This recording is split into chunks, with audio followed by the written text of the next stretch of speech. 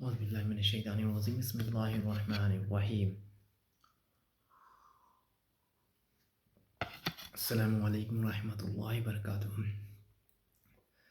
मैं ये बताना चाहूँगा कि स्टैंडर्ड ऑफ जो है 4 से लेके स्टैंडर्ड ऑफ 12 तक जितने क्लास के जो बच्चे हैं और ऑल जो इंग्लिश मीडियम के जो बच्चे पढ़ते हैं, तो उसमें एक चीज़ होता है कि उनका एक सिलेबस होता है जो इंग्लिश सेकंड जो ग्रामर होता है, ठीक है?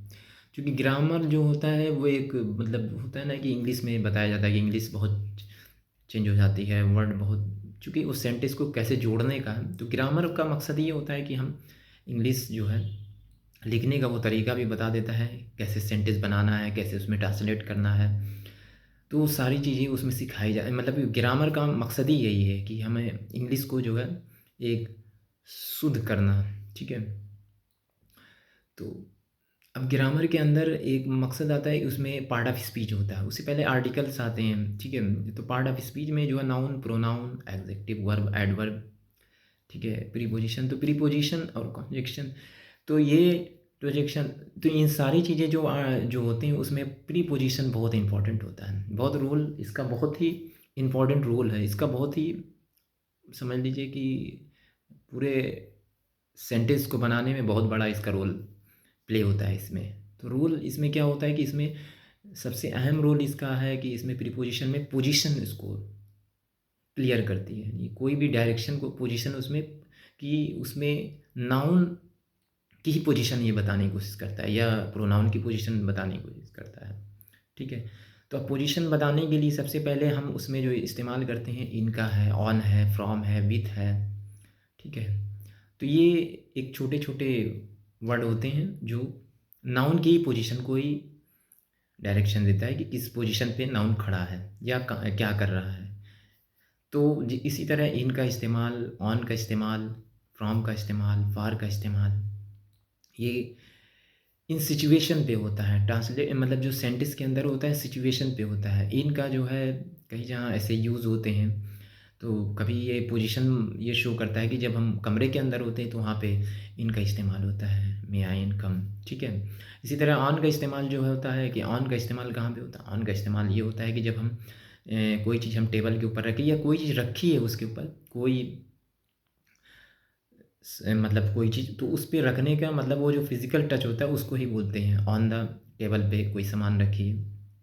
तो उसी तरह फ्रॉम का मतलब होता है कि जब भी हम कहीं से वापस अपने घर लौटते हैं तो वहाँ from Lucknow, from Gorakhpur, from Delhi, तो जहाँ से हम वापस लौटते हैं तो उस फ्रॉम का इस्तेमाल जब वापसी हम होते हैं कहीं तो वहाँ फ्रॉम का इस्तेमाल लगाते हैं, ठीक है?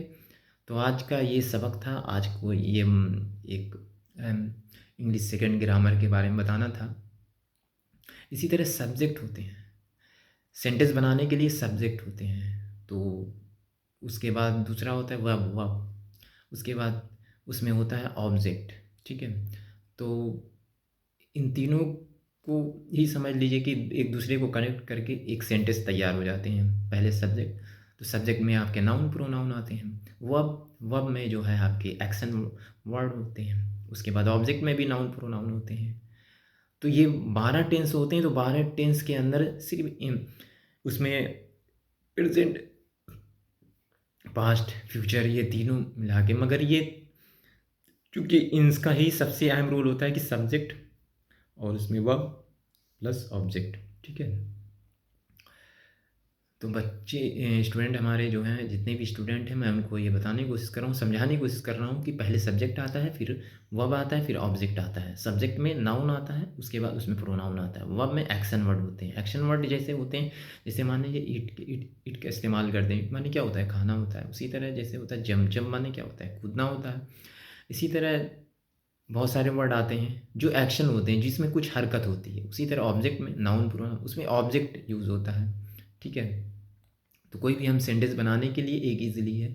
इसी तरह 12 टेंस पढ़ने के लिए हमें कुछ टाइम और वक़्त देना पड़ता है। एक दिन में नहीं समझ में आता। हमें ये लगता है कि मैथ की तरह ये हमारा ग्रामर है। ग्रामर को सीखने के लिए प्रैक्टिस पे है और ज़्यादातर इसको प्रैक्टिस करिए। याद करके कुछ नहीं हो सकता है, पॉसिबल नहीं है ये सारी चीज़ें, ठीक है?